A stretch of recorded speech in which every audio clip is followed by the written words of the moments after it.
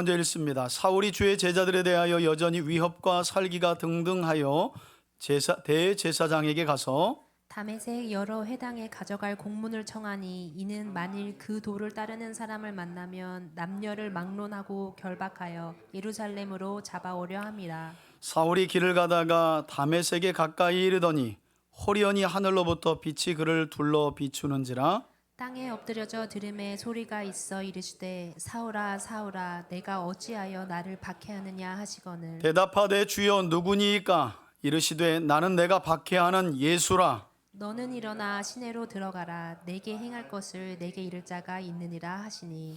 같이 가던 사람들은 소리만 듣고 아무도 보지 못하여 말을 못하고 서 있더라. 사울이 땅에서 일어나 눈은 떴으나 아무것도 보지 못하고 사람의 손에 끌려 다메섹으로 들어가서 사흘 동안 보지 못하고 먹지도 마시지도 아니하니라. 그때에 다메섹에 아나니아라 하는 제자가 있더니 주께서 환상 중에 불러 이르시되 아나니아야 하시거늘 대답하여 주여 내가 여기 있나이다 하니 주께서 이르시되 일어나 집가라 하는 거리로 가서 유다의 집에서 다소 사람 사울이라 하는 사람을 찾으라. 그가 기도하는 중이니라. 그가 아나니아라 하는 사람이 들어와서 자기에게 안수하여 다시 보게 하는 것을 보았느니라 하시거늘. 아나니아가 대답하되 주여 이 사람에 대하여 내가 여러 사람에게 듣사온즉 그가 예루살렘에서 주의 성도에게 적지 않은 해를 끼쳤다 하더니 여기서도 주의 이름을 부르는 모든 사람을 결박할 권한을 대제사장들에게서 받았나이다 하거늘. 주께서 이르시되 가라. 이 사람은 내 이름을 이방인과 임금들과 이스라엘 자손들에게 전하기 위하여 택한 나의 그릇이라. 그가 내 이름을 위하여 얼마나 고난을 받아야 할 것을 내가 그에게 보이리라 하시니. 아나니아가 떠나 그 집에 들어가서 그에게 안수하여 이르되 형제 사울아 주 곧 내가 오는 길에서 나타나셨던 예수께서 나를 보내어 너로 다시 보게 하시고 성령으로 충만하게 하신다 하니 즉시 사울의 눈에서 비늘 같은 것이 벗어져 다시 보게 된지라 일어나 세례를 받고 음식을 먹음에 강건하여지니라. 사울이 다메섹에 있는 제자들과 함께 며칠 있을새 즉시로 각 회당에서 예수가 하나님의 아들이심을 전파하니 듣는 사람이 다 놀라 말하되 이 사람이 예루살렘에서 이 이름을 부르는 사람들을 멸하려던 자가 아니냐. 여기 온 것도 그들을 결박하여 대제사장에게 끌어가고자 함이 아니냐 하더라. 사울은 힘을 더 얻어 예수를 그리스도라 증언하여 다메섹에 사는 유대인들을 당혹하게 하니라. 여러 날이 지남에 유대인들이 사울 죽이기를 공모하더니 그 계교가 사울에게 알려지니라. 그들이 그를 죽이려고 밤낮으로 성문까지 지키거늘. 그의 제자들이 밤에 사울을 광주리에 담아 성벽에서 달아 내리니라. 사울이 예루살렘에 가서 제자들을 사귀고자 하나 다 두려워하여 그가 제자됨을 믿지 아니하니. 바나바가 데리고 사도들에게 가서 그가 길에서 어떻게 주를 보았는지와 주께서 그에게 말씀하신 일과 다메섹에서 그가 어떻게 예수의 이름으로 담대히 말하였는지를 전하니라. 사울이 제자들과 함께 있어 예루살렘에 출입하며 또 주 예수의 이름으로 담대히 말하고 헬라파 유대인들과 함께 말하며 변론하니 그 사람들이 죽이려고 힘쓰거늘 형제들이 알고 가이사랴로 데리고 내려가서 다소로 보내리나. 31절 함께 읽습니다. 그리하여 온 유대와 갈릴리와 사마리아 교회가 평안하여 든든히 서가고 주를 경외함과 성령의 위로로 진행하여 수가 더 많아지니라. 아멘. 아멘. 오늘도 함께 나눌 사도행전의 말씀을 통해서 성령 받고 복음에 증인된 삶을 살아갔던 사도들의 행적을 살펴보면서 우리 3대 가족 모두가 복음 전파의 소명을 다시 한번 재확인하게 되길 바라고 다시 한번 복음의 충만한 은혜와 능력을 삶 속에 누려가는 저와 여러분들 되시기를 주의 이름으로 축원합니다. 여러분, 성경을 보면 하나님께서 당신이 계획하시고 뜻하신 일들을 이루어 가시는 크게 3가지 방법에 대해 설명하고 있는 것을 보게 되는데, 첫 번째는 천지 창조와 같이 하나님 자신이 그 뜻을 직접 이루시는 방법이 있습니다. 그래서 창세기 1장을 열어보면 천지 만물을 창조하실 때는 하나님이 그 어느 누구도 사용하지 않으세요. 성부, 성자, 성령 하나님 자신이 자신의 뜻과 계획을 자신이 직접 이루십니다. 그런가 하면 두 번째는 하나님의 메신저라고 불리는 천사를 통해 그 뜻한 바를 이루기도 하십니다. 그러나 대부분의 경우는 하나님께서 어떤 한 사람을 택하시고 부르셔서 그 사람을 통해 당신의 뜻을 이루어 가시는 경우가 성경을 보면 허다합니다. 그러다 보니 짧게는 아브라함 때처럼 75살의 한 사람을 불러 하나님의 뜻을 이루는데 100세에 이삭이 태어나잖아요. 한 25년을 하나님이 자기 뜻을 이루고자 하실 때 기다리기도 하시고, 또 아브라함은 약과입니다. 아브라함의 손자에 속하는 야곱 때는 하나님이 움켜잡기를 좋아하는 야곱 한 사람을 향해 그 뜻을 이루시는데 59년, 60년 이상 걸려요. 참 우리가 친한 사람이라도 그 사람의 변화가 60년 걸린다. 여러분 기다릴 수 있겠어요? 참 기다릴 사람이 많지 않을 겁니다. 그럼에도 불구하고 하나님은 이처럼 당신의 형상을 따라 지음받은, 그러나 선택하여 부르신 우리 인간을 통해 선하신 하나님의 계획과 뜻을 이루어 가시는 것을 가장 기뻐하신다는 거예요. 저는 저와 여러분들이 그처럼 당신의 계획과 뜻을 이루어 가시는데 사람을 사용하시는 하나님, 그런데 그분이 나를 선택하여 부르셨다는 사실에 여러분들이 은혜 받을 수 있기를 바라고 감사하며 살아갈 수 있기를 주의 이름으로 축원해 드립니다. 그래서 오늘 본문인 사도행전 9장을 봐도 하나님은 또 한 사람을 선택하시고 부르셔서 그를 변화시키시고 땅끝까지 복음을 전하고자 하시는 하나님의 뜻과 계획을 성취하고 계신데, 그 사람의 이름이 바로 히브리식으로는 사울이고 로마 또는 라틴 헬라식으로는 바울이라고 불리는 사람이었어요. 저도 청년 때부터 신앙생활을 다시 시작해서 상당히 오랜 기간 동안 많은 바울에 관한 설교를 들었는데, 아무튼 제가 기도할 때마다 들었던 바울에 관한 이야기는 하나님, 사울이 변하여 바울이 된 것처럼, 무슨 의미인지는 아는데 내용적으로는 틀렸습니다. 사울이 변하여 바울이 된 게 아니죠. 똑같은 사람이고 사울은 유대인들이 불렀던 이름이었고, 바울은 이제 사울이 복음의 사명을 받고 땅끝까지 복음을 전하는데 이방 지역에 있던 헬라인들이 사울, 유대식 이름인 사울을 바울로 불렀던 것입니다.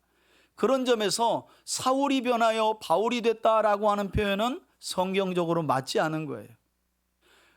여러분, 제 이름이 호적상에서는 박성준인가 아마 그럴 거예요. 이름 괜찮죠?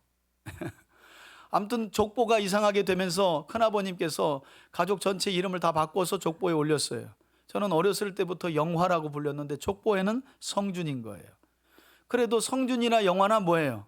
한 사람이죠. 영화가 변하여 성준이가 된 게 아니잖아요. 똑같은 사람인 거지.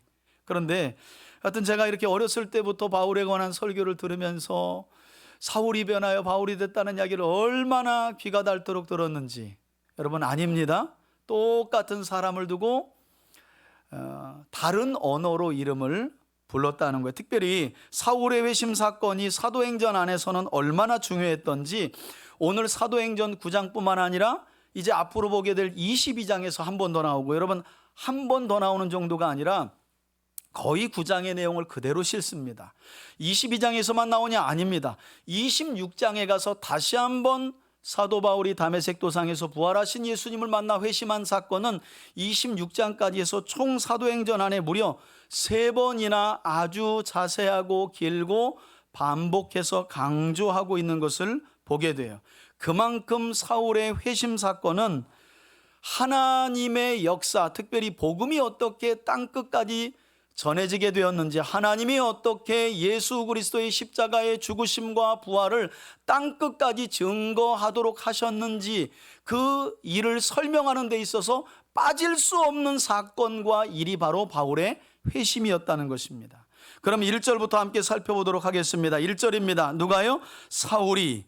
여러분 사도행전 8장 1절을 보면 사도 바울이 어디에 있었느냐? 사울은요, 의로운 초대교회 사람들이 투표하여 뽑았던 7 집사님들 중에 한 사람이었던 스데반을 유대인들이 돌로 쳐서 죽이는 그 스데반의 순교 현장에 서 있었습니다. 그런데 스데반의 편에 서 있었던 것이 아니라 바울은 스데반을 죽이는 유대인들의 편에 서 있었어요. 그것도 한 사람의 증인으로. 성경은 이렇게 말씀합니다. 바울은 스데반이 죽는 것을 당연시 여겼다. 악한 사람이라는 거죠, 사울이. 보통 악한 사람이 아니었다는 것입니다. 그런 그가 이제는 스데반의 죽음 하나로 만족하지 못하고 초대교회 전체를 뿌리 뽑기 위해서 이제는 예루살렘이 아니라 스데반의 죽음 때문에 여러 지역으로 흩어져서 거기에서 삶의 터전을 잡고 예수 그리스도를 주님으로 믿고 살아가는 사람들의 모든 그 잔당들을, 그리스도인들을 전부 다 뿌리 뽑기 위해서 어떻게 행동했다고 성경이 말합니까? 이어지는 말씀을 보니까 주의 제자들에 대하여 여전히 위협과 살기가 등등하여, 여러분 원어를 보면요, 코뿔소가 이제 어떤 물체를 보고 들이받으려고 코를 씩씩 거리는, 그럴 때 사용하는 단어가 여기 위협과 살기가 등등하다. 또 어떤 점으로 보면 사냥개가 사냥감의 피냄새를 맡으면 그냥 막 지저대잖아요. 빨리 이 사냥꾼에게서 줄을 풀어달라고, 가서 빨리 잡겠다고 막 으르렁거리면서 침을 질질 흘리고. 사실 사울의 모습이 원어를 보면 그와 같았다라는 거예요. 얼마나 여러분 살기등등한 사람 보기는 그리 쉬운 게 아니죠. 우리 주변에서, 그죠? 예, 이렇게 보기만 해도 이렇게 소름이 돋고 살기가 등등하다는 건 참 주변에서는 그렇게 쉽게 볼 수 있는 상황이 아니에요. 그런 그가 대제사장에게 갔다는 거죠. 뭐 하러 갔느냐? 2절 보세요. 지금 시리아 지역에 있는 다마스쿠스라고 불리는 다메섹 여러 회당에 가서 가져갈 뭘요? 공문을 청하니 일종의 체포영장을 유대 지도자들인 대제사장에게 발급을 받으려고 청했다는 거예요. 체포영장을 누구 잡으려고? 그리스도인들, 성도들 잡으려고. 이는 그 뒤에 나오죠. 만일 그 도를, 즉 예수님을 메시아 곧 그리스도로 믿고 따르는 사람을, 곧 그리스도인을 만나면 남녀를 막론하고 붙잡아가지고 체포하여 어디로 끌고 오려고요? 예루살렘으로 잡아오려고. 여러분, 그런데 지금 바울이 출발하는 예루살렘과 가려고 하는 목적지인 다메섹은 뭐 학자들마다 다르긴 한데 저도 안 가봐서 모르지만 적어도 200km 이상 됩니다. 어떤 학자들은 240km까지 이야기를 해요. 그러니까 뭐 이것저것 다 봐도 최소 예루살렘에서 지금 사도 바울이 대제사장에게 체포영장을 가지고 다메섹에 있는 그리스도인들까지 싹 잡아 붙들어서 끌고 오려고 하는 그 거리는 200km가 넘는 거리였다는 거예요. 여러분, 200km 넘는 거리는 당신은 걸어가야 하니까 걸어가면 최소 빨리 가면 4일, 그냥 보통으로 가면 6일 정도 걸리는 걸음거리입니다. 그러니 여러분 200km가 넘고 걸어서 5, 6일 걸리는 거리를, 그것도 누가 명령해서가 아니에요. 자기가 대제사장에게 청해서 체포영장을 발부해달라. 내가 다메섹까지 있는 그리스도인들을 가서 전부 다 색출해가지고 예루살렘으로 잡아가지고 스데반을 죽인 것처럼 죽이도록 하겠다. 이렇게, 여러분 이런 모습을 보면 우리가 뭘 알게 되냐면 유대교를 향한 사도 바울의 열심이 얼마나 컸는지를 알 수 있는 거죠. 여러분 보통 종교적 열심이 아니잖아요. 어떻게 200km 이상을 닷새 엿새를 걸어서 가서, 누가 시킨 것도 아닌데 그만큼 사도 바울이 유대교에 아주 열정을 가졌다는 거예요. 그리고 사도행전 22장과 26장에 따르면 사울이 이렇게 200km 이상 걸어서 다메섹에 도착했을 때가 오늘 본문에 나오지 않지만 12시 정각이었다 이렇게 말해요. 정오였다. 여러분 정오의 시간은 뭐가 가장 뜨거워요? 햇볕이 가장 뜨겁고 밝은 때였다. 그때 이 다메섹의 정오에 도착하였을 그쯤에 어떤 일이 일어났느냐? 3절 보십시오. 사울이 길을 가다가 이제 거의 200km 이상 닷새 엿새를 걸어서 도착한 거예요. 다메섹에 가까이 이르더니 호련히, 즉 갑자기 하늘로부터 뭐가요? 빛이 사울을 둘러 비추었다. 여러분 상상해 보세요. 가장 하루 일과 중 햇볕이 뜨거운 그 시간에 그 내리쬐는 햇빛보다 더 강한 빛이 사도 바울을 쬐고 두른 거예요. 참 신비한 경험이죠. 성경에서 빛은 때때로 하나님의 임재를 나타낼 때 상징하는 단어인데, 말씀드린 것처럼 정오의 시간이면 햇볕이 가장 강한 시간인데, 그럼에도 불구하고 하나님의 임재의 빛이 얼마나 강했던지 사도 바울이 보인 반응을 보면 구약 성경에서 마치 하나님의 임재를 경험한 사람들이 보였던 반응과 비슷합니다. 4절 보세요. 땅에 어떻게 해요? 엎드렸다는 거예요. 여러분, 이건 사도 바울이 직감한 거예요. 아무튼 뭔가 신적인 존재가 자기 앞에 나타났다는 것을 알고 그 자리에서 엎드린 겁니다. 그런데 소리가 들리죠. 들림에 소리가 있어 이르되, 엎드러져 있는 혼비백산에 엎드러져 있는 사울에게 어떤 음성이 들렸느냐? 여러분, 구약이나 또는 누가복음에 보면 하나님이 뭔가 어떤 뜻을 가지고 누군가의 이름을 부를 때 2번 부르죠. 아브라함아, 아브라함아. 그리고 야곱아, 야곱아. 모세야, 모세야. 마리아야, 마리아야 하고 누가복음에도 어떤 뜻이 있을 때 2번 부르는데, 그처럼 사울아, 사울아, 내가 어찌하여 누구를 박해한다고요? 나를 박해하느냐 하시거늘. 그랬더니 사울이 말합니다. 얼이 나갔어요. 지금 사울은 엎드려 있는 거예요. 앞을 보지도 못합니다.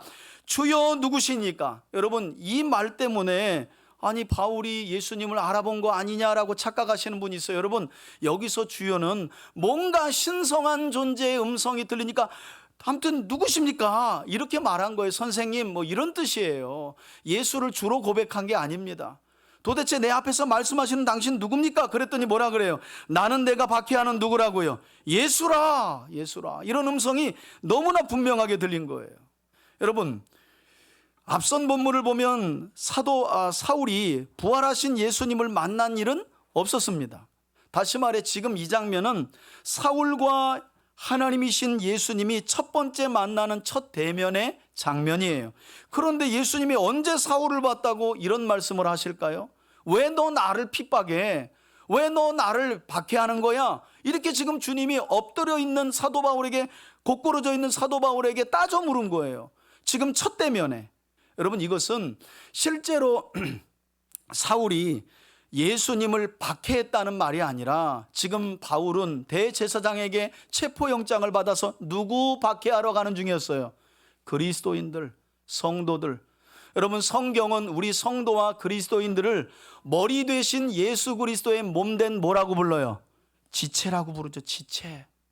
다시 말해서 예수님이 사도 바울에게 왜 너 나를 괴롭게 해? 라는 말은 내 몸과도 같은 내 성도, 내 백성, 내 그리스도인들을 왜 괴롭게 하냐고 따져 묻는 말씀이었어요.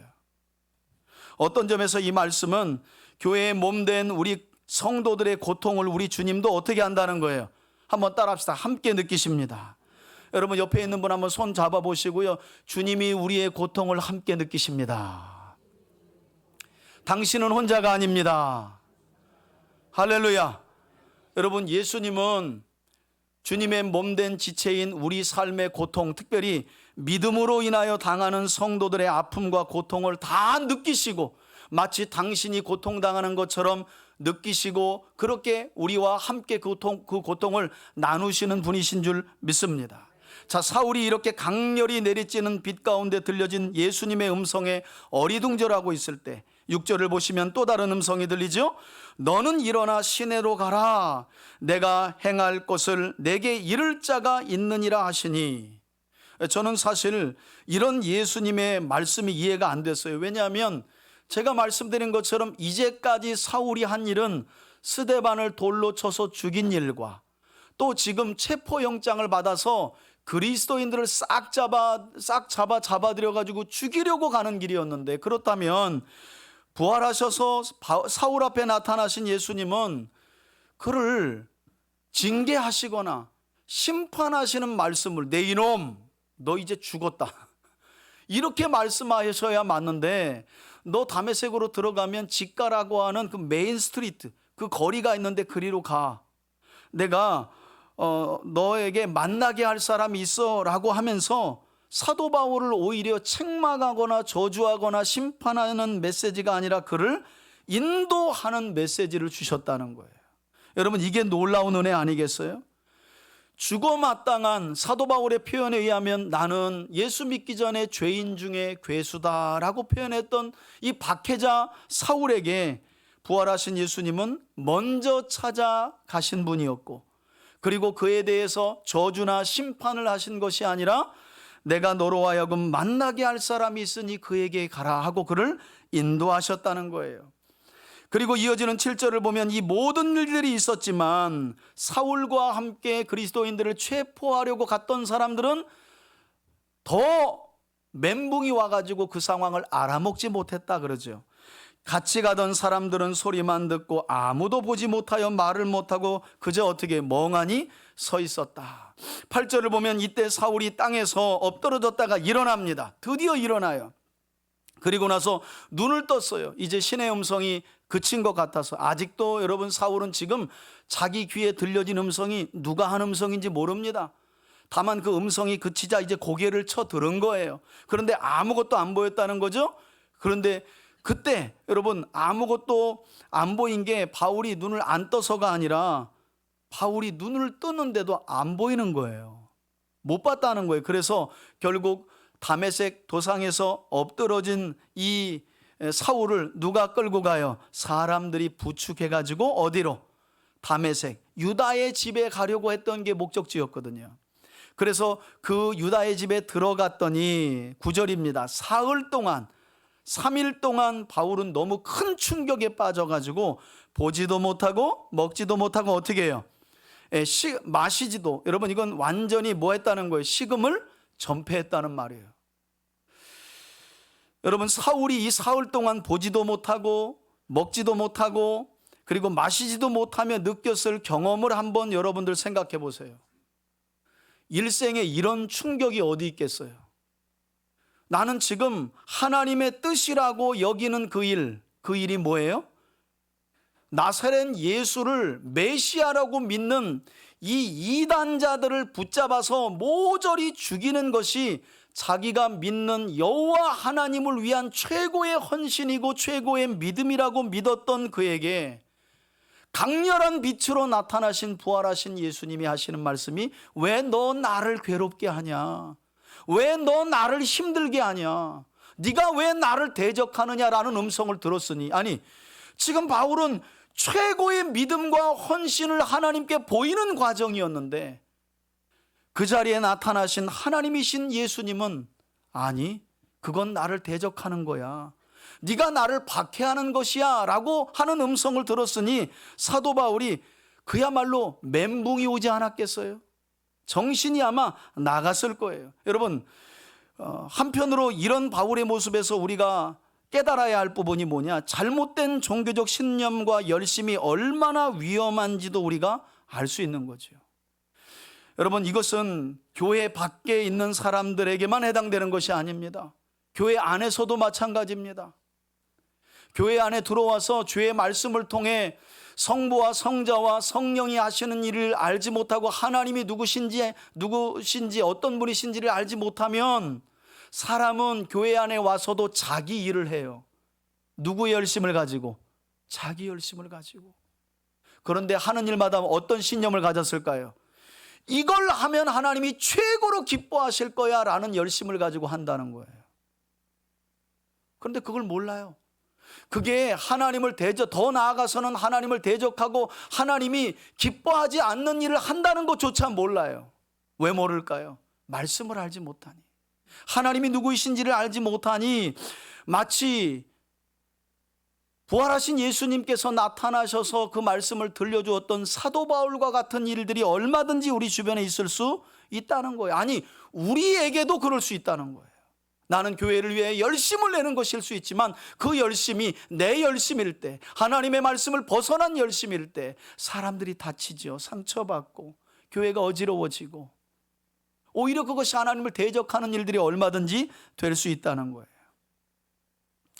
중요한 사실은 그럼에도 불구하고 하나님은 이처럼 하나님의 교회와 성도들을 극심하게 박해하고 있었고 박해하려던 사울 같은 자에게 먼저 찾아가 만나주시고 그에게 회개할 기회를 주셨다는 거예요. 이런 죽여 마땅한 자에게.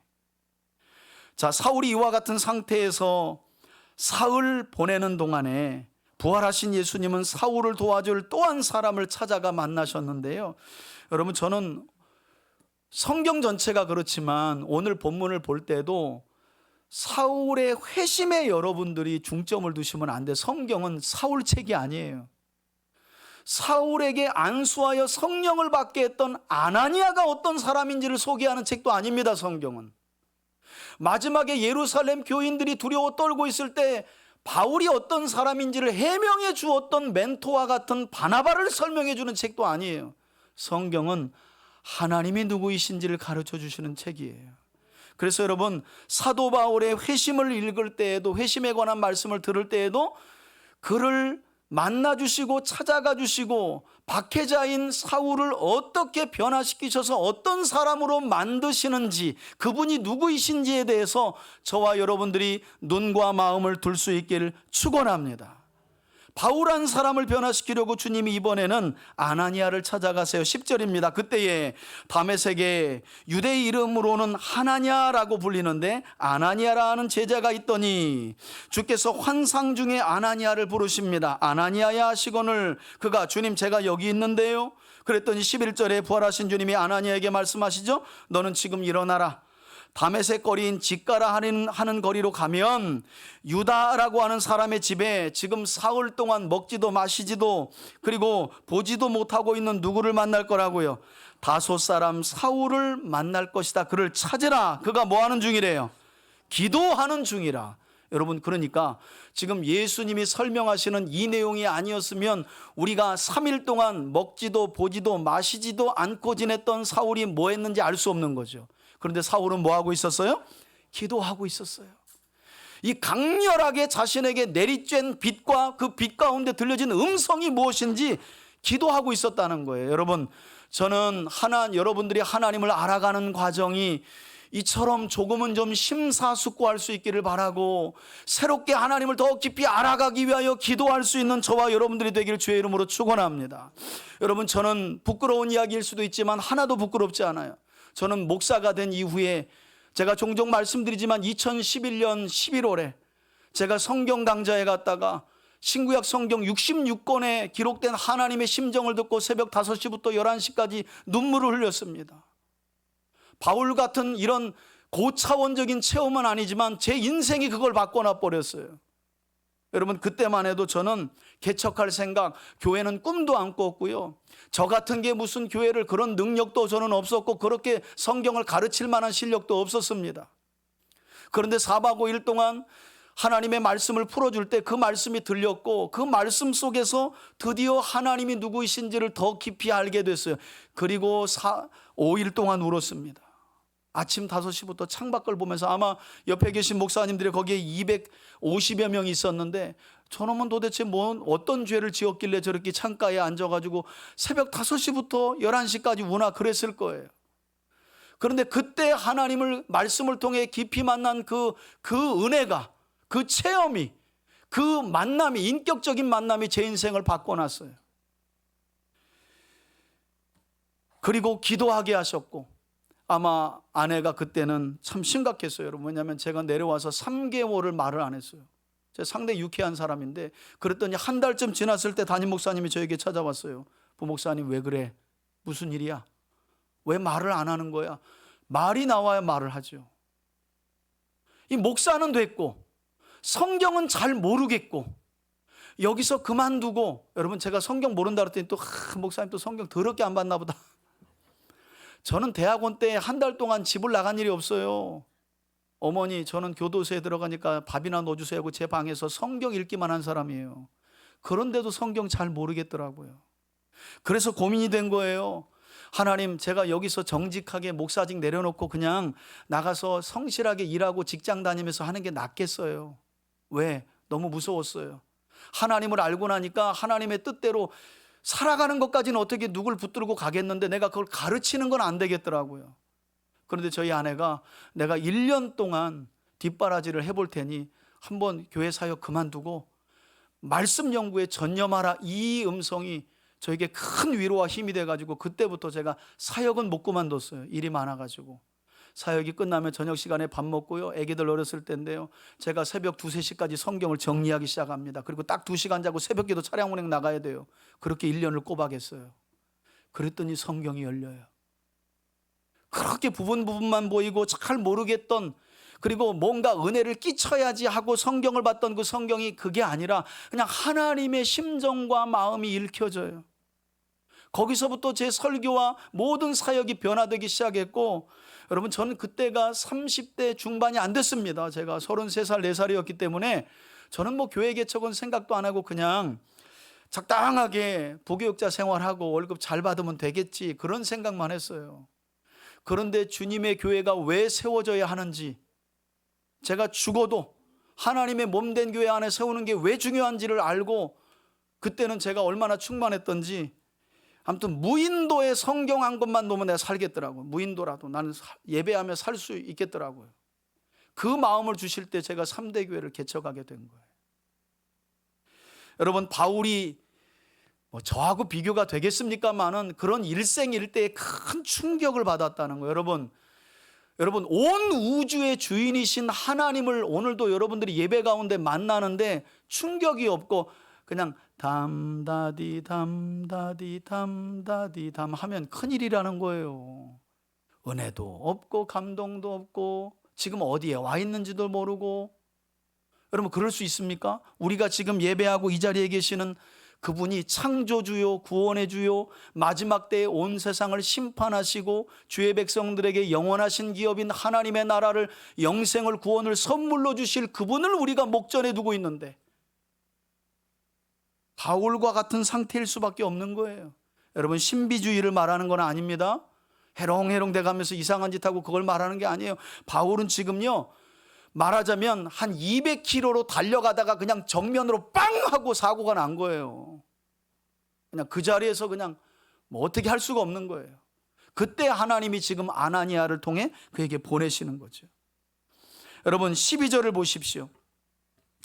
기도하고 있던 사울에게 어떤 일이 일어나는지 그 아나니아에게 말씀하는 거잖아요. 지금 12절, 그가 아나니아라 하는 사람이 들어와서 자기에게 안수하여 다시 보게 하는 것을 환상으로 보았느니라. 하나님이 이미 사울에게, 기도하는 사울에게 환상을 통해서 너 아나니아라는 사람이 와서 안수할 테니까 기도받아, 그러면 성령을 받을 거야 하고 알려주셨다는 거예요. 아나니아의 존재를 미리 알려주셨다는 거죠. 그랬더니 13절에 아나니아가 대답합니다. 그런데 예수님, 아나니아는 알아요, 부활하신 예수님을.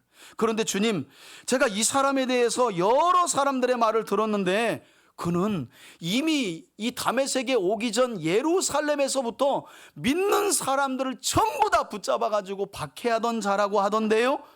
그리고 여기서도 예수 믿는 자들을 결박할 권한을, 체포영장을 대제사장에게 받아가지고 왔다고 합니다. 여러분, 놀랍지 않아요? 한 사람의 열심이 얼마나 대단한지. 200km 가까운 다메섹까지 이미 누구의 소문이?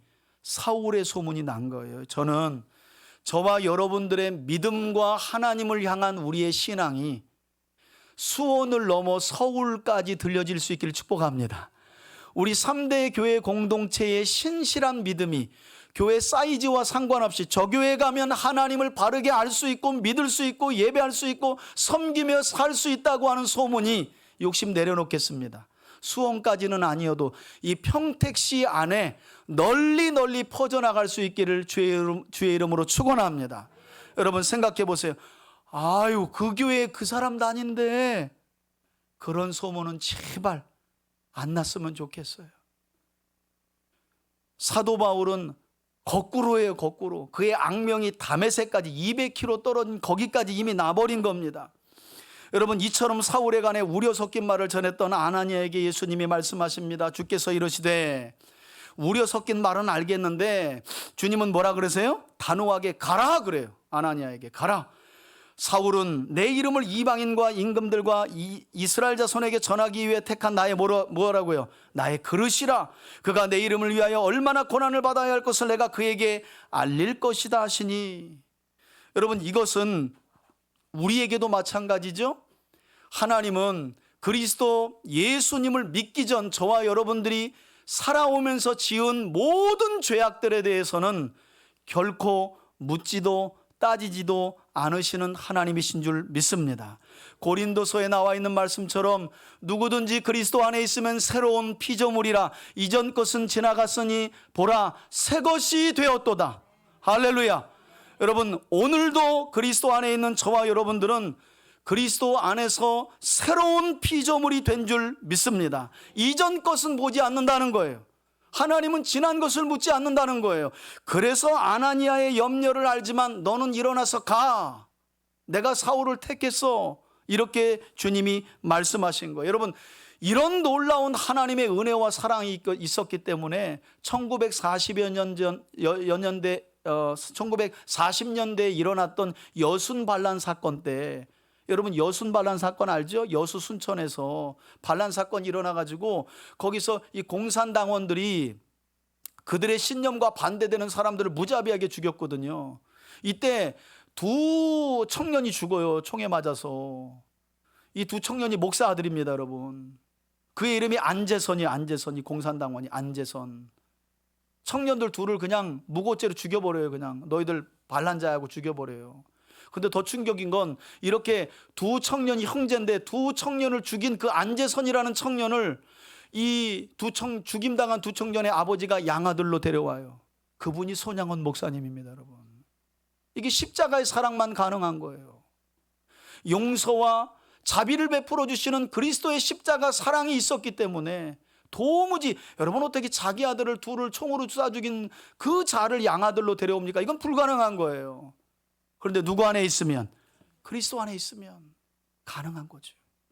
자, 17절 보시면 사울에 대한 우려를 가졌지만 주님의 제자 아나니아는 예수님의 말씀에 즉시 순종합니다. 아나니아가 떠나 그 집 곧 사울이 머물고 있는 유다의 집에 들어갑니다.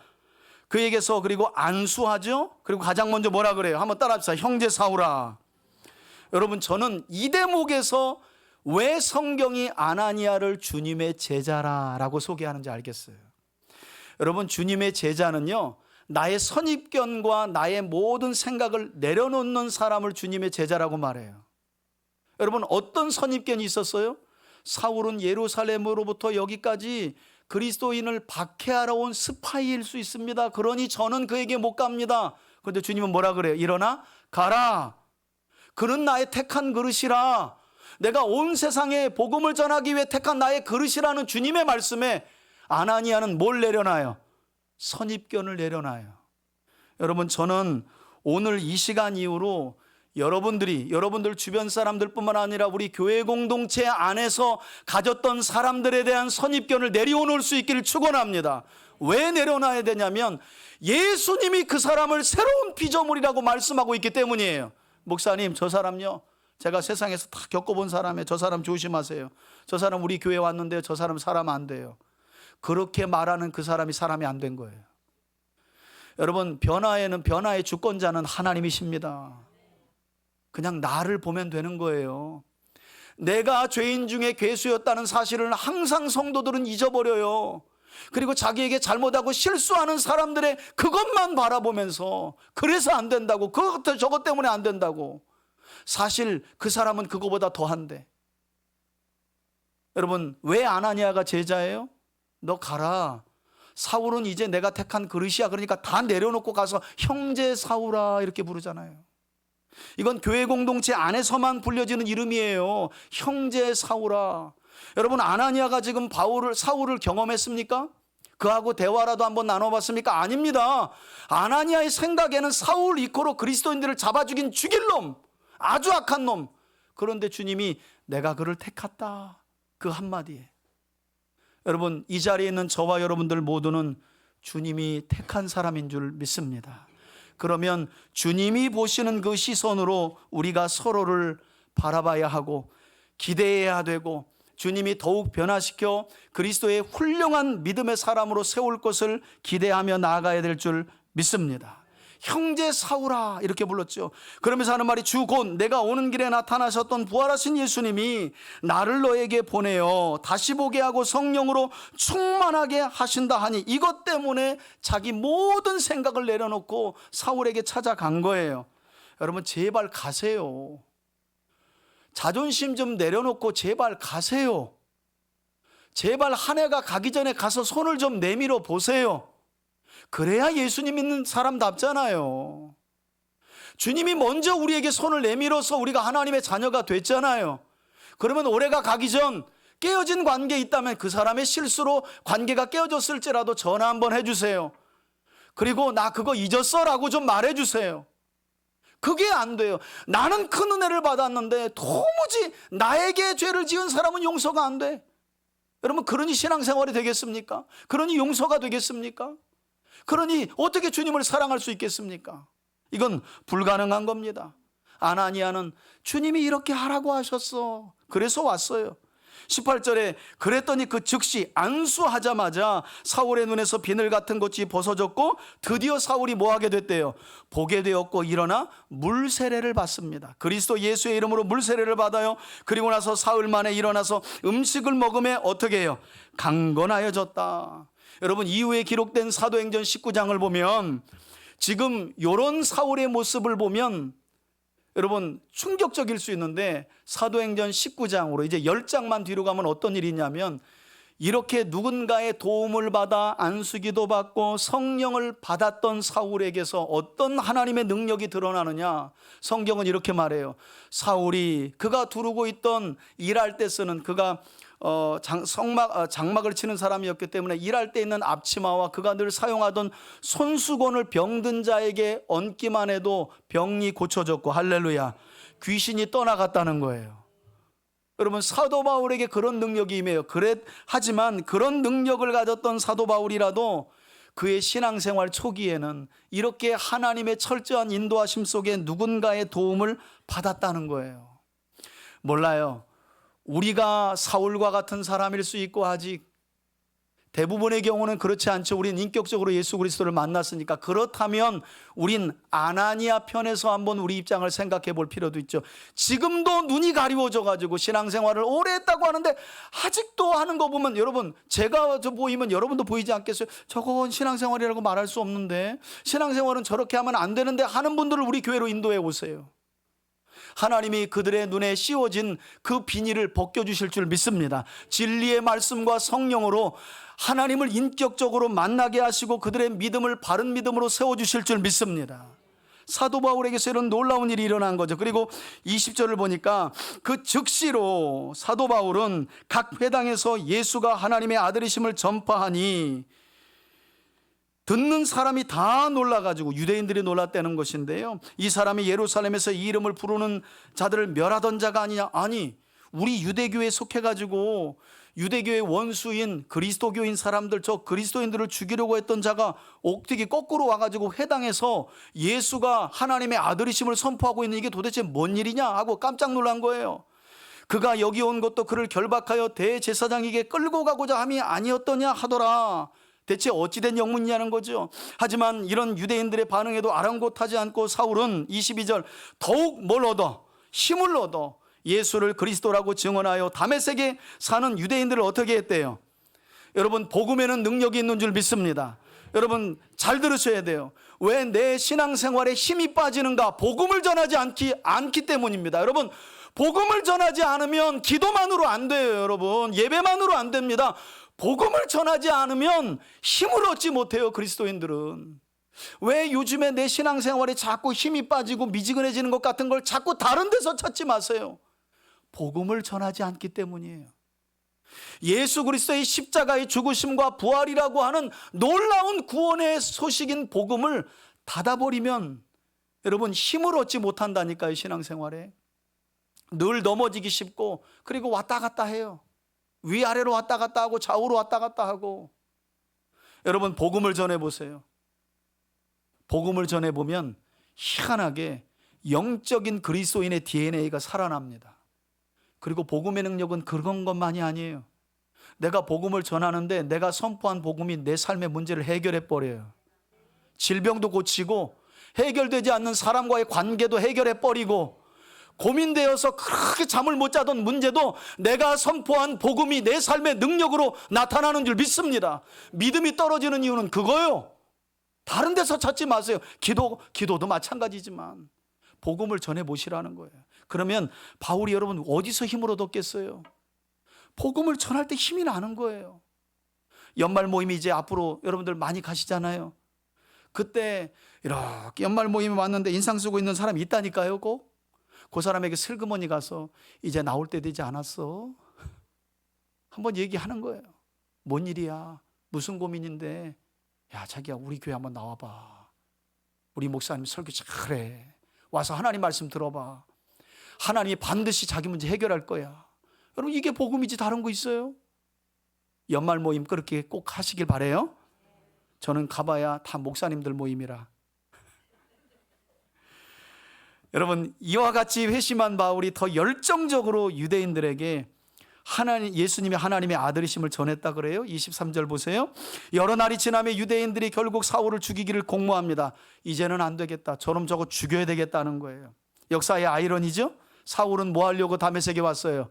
그리스도인들을 죽이려고 왔어요. 그런데 지금 어떤 상황이에요? 그리스도를 만나니 유대인들이 누구를 죽이려고? 사울을 죽이려고 하는 거예요. 어떤 면에서는 세상을 살아가는 영적 우리의 상황이 그런 거죠. 세상은 절대 하나님의 자녀들을, 빛된 하나님의 자녀들을 반기지 않습니다. 여러분, 반길 수도 없고 섞여 살 수도 없어요. 24절에 그 계교가 사울에게 알려졌습니다. 그들이 그를 죽이려고 밤낮 성문을까지 지켰어요. 그런데 사울의 동역자들인 제자들이 밤에 사울을 광주리에 담아가지고 성벽에 달아내립니다. 도망치도록 도왔다는 말이에요. 그리고 나서 26절은 3, 4년의 시간이 흐르게 되는데, 다메섹에서 여러 서신서들을 조합해 보면 3, 4년이라는 기간이 흘러요. 그리고 26절에 3, 4년 동안 그곳에서 복음을 전했던 사울이 어디로 돌아가요? 예루살렘으로 돌아갑니다. 거기에 가서 그곳에 있는 제자들과 사귀려고 하나, 여러분, 이미 소문을 다 듣고 다 알죠. 왜? 3년 전 거기를 출발할 때부터 사울은 그리스도인들만 보면 족족히 잡아 죽였던 놈이거든요. 그런데 그가 돌아왔어요. 그러니 알게 뭐예요? 야, 큰일 났다. 저놈이 3년 만에 돌아왔는데 얼마나 더 악해졌겠느냐 하고 예루살렘 교회에 있는 성도들이 다 두려워한 거예요. 다 두려워하여 그가 제자됨을 믿지 않았다는 거죠. 여러분, 3년이라는 시간이 지나도 이 정도면 여러분, 사울이 정말 극악무도한 사람이었다는 거예요. 이처럼 예루살렘 교회의 성도들과 회심한 사울 사이가 점처럼 좁혀지지 않자 하나님은 이번에 누구를 돕는 자로 붙이십니까? 27절 보세요. 바나바를 데리고 사도들에게 가서 그가 다메섹 길에서 주를 어떻게 만났는지, 어떻게 보았는지, 또 주께서 사울에게 말씀하신 일과 다메섹에서 사울이 어떻게 예수님을 만나고 담대하게 유대인의 회당에서 복음을 전하였는지를 전했다는 거예요. 누가? 바나바가 대신해서. 그랬더니 28절에 사울이 제자들과 함께 있어 이제 어디를요? 예루살렘 교회를 출입하게 되었다는 건 예루살렘 교회 성도들이 바나바의 그 설명을 듣고 사울에 대한 뭘 열었어요? 마음을 연 거예요. 아, 이게 진짜 변화됐구나. 그리고 29절에 보시면 또 주 예수의 이름으로 담대히 말하고 헬라파 유대인들과, 여러분, 이들이 스데반을 돌로 쳐 죽인 자들이거든요. 사울이 예루살렘에 와서도 그들과 변론합니다. 그들이 강경파입니다. 여러분, 스데반도 죽인 사람이에요. 그러나 예수가 그리스도라는 사실을 사울은 멈추지 않고 전해요. 그리고 그 사람들이 스데반을 죽였던 것처럼 사울을 뭐 하려고? 죽이려고 이제 애씁니다. 그랬더니 30절에 예루살렘 교회 형제들이 이것을 알고 이번에도 다메섹에서 몰래 사울을 빼내게 한 것처럼 가이사랴로 데리고 그를 내려가서 그를 항구에서 배를 태워가지고 어디로? 길리기아, 지금의 이제 터키의 남동쪽에 있는데요. 길리기아 다소는 사도 바울의 고향입니다. 가이사랴에서 배를 태워가지고 바울 선생, 당신 고향으로 먼저 가 있으시오. 여기다간 당신 맞아 죽겠어 하고 보냈다는 거예요. 여러분, 이렇게 사울은 위험을 피해 자기 고향으로 돌아가 몸을 피했지만 그 사이에 그동안 큰 박해 중에도 복음이 전파된 지역에는 어떤 일이 있었다고 성경은 말씀하고 있습니까? 오늘 본문 마지막 절을 보니까 그리하여 온 유대와, 함께 읽어봅시다. 그리하여, 시작. 그리하여 온 유대와 갈릴리와 사마리아 교회가 평안하여 어떻게 해요? 든든히 서가고 주를 경외함과 성령의 위로로 진행하여 수가 어떻게 해요? 더 많아지더라. 아멘. 여러분, 오늘 본문은 사울이라는 한 개인이 어떻게 회심하게 되었는지 그 과정을 우리에게 설명하려는 것이 목적이 아닙니다. 그래서 여러분, 오늘 본문을 보면 특이한 점이 뭐냐면 그가 강한 빛 가운데 하나님의 음성을 들었을 때 어떤 체험을 하게 되었는지에 대한 설명은 1절도 하지 않아요. 내가 뭘 느꼈다, 뜨거웠다, 뭐 온몸이 어쨌다, 붕 떴다 이런 느낌이 없어요. 왜? 성경은 하나님이 중요한 거지 하나님을 체험할 때 느낌을 설명하는 책이 아니기 때문이에요. 오히려 사울의 회심이 이처럼 중요해서 사도행전 안에 3번이나 기록된 이유는 그의 회심이 단순히 한 개인의 회심으로 끝난 것이 아니라 결국 예수 그리스도의 복음을 땅끝까지 전파하고 증거하는 회심으로 이어졌기 때문인 줄 믿습니다. 그러므로 우리는 온 우주를 향하신 계획뿐만 아니라 한 사람을 향한 계획을 가지시고 그를 부르시고 변화시키셔서 마침내 뜻하신 구원을 이루어 가시는 하나님의 놀라운 역사를 사도 바울의 회심에 관한 말씀에서 눈여겨봐야 하는 거죠. 여러분, 오늘 말씀은 바로 이러한 관점에서 주님께서 동일한 목적으로 저와 여러분들을 찾아오셨고 만나주셨고 또 회심케 하여 지금도 성화의 과정으로 인도하고 계심을 생각해 보라는 우리에게 주시는 말씀입니다. 2000년 전 사도 바울 한 사람을 만나주신 이야기가 아니라 내가 너희를 어떻게 만나주었고 어떤 목적으로 만나주었고 지금도 어떻게 인도하고 계신지를, 어떤 목적지를 향하여 우리를 인도하고 계신지를 너무나 분명하게 보여주는 말씀이 사도 바울의 회심 사건에 관한 말씀이라는 거예요. 성경은 말씀드린 것처럼 사울도 아나니아도 바나바도 주인공이 아닙니다. 죄인 중에 죄인, 박해자인 사울을 먼저 찾아가신 하나님, 임재하셔서 도움의 손길들을 붙여주시고 결국 그를 온 세상에 복음을 전하기 위하여 택한 그릇으로 세우시고 변화시켜 주신 그 하나님이 어떤 분이냐, 그 하나님이 저와 여러분들을 만나주셨다는 것이 오늘 성경의 메시지예요. 여러분, 예수님은 이처럼 그리스도인들을 박해하는 자였던 사울을 그리스도인이 되게 하셨고 그리스도인들을 핍박하던 사울을 오히려 핍박을 받는 자가 되게 하셨고 그리스도인들을 쫓던 사울을 이제는 복음 때문에 쫓기는 자로 변화시키신 줄 믿습니다. 그리고 사울은 이런 하나님의 부르심과 선택에, 한번 따라합시다, 수동적이 아니라 능동적이었다. 여러분, 사도 바울은 끌려다닌 거 아닙니다. 온 우주 만물을 지으신 그분이 나를 찾아오셨고 만나주셨고 이방인에게 복음을 전하기 위한 나의 택한 그릇이라고 부르신 그 부르심을 확신하면서 남은 삶을 긍정적으로 시키지 않아도, 고린도후서 13장을 보면 여러분 40에 하나 감한 매를 3번 5번까지 만나고 강을 건너고 물을 넘고 산을 넘어서 하나님이 가라 그런 것도 아닌데 온전히 드린 거예요. 왜? 그분이 나를 찾아오셨기 때문에. 바라기는 복음을 통해 세상을 구원하시기 위한 놀라운 계획을 가지고 박해자였던 사울을 찾아가 만나시고 변화시키셨던 하나님이신 예수님께서 이 자리에 있는 우리를 찾아와 변화시켜 주신 것 또한 지금도 여전히 생명의 복음을 우리와 우리 이웃을 넘어 땅끝까지 전파하기 위함이라는 사실을 저와 여러분들이 마음에 새길 수 있기를 바라고, 새로운 한 주도 부활하신 예수 그리스도의 이름과 복음을, 그리고 그 능력을 믿고 확신하면서 복음 안에서 살아가고 복음을 전하며 살아가는 저와 여러분들이 되시길 예수님의 이름으로 축원합니다.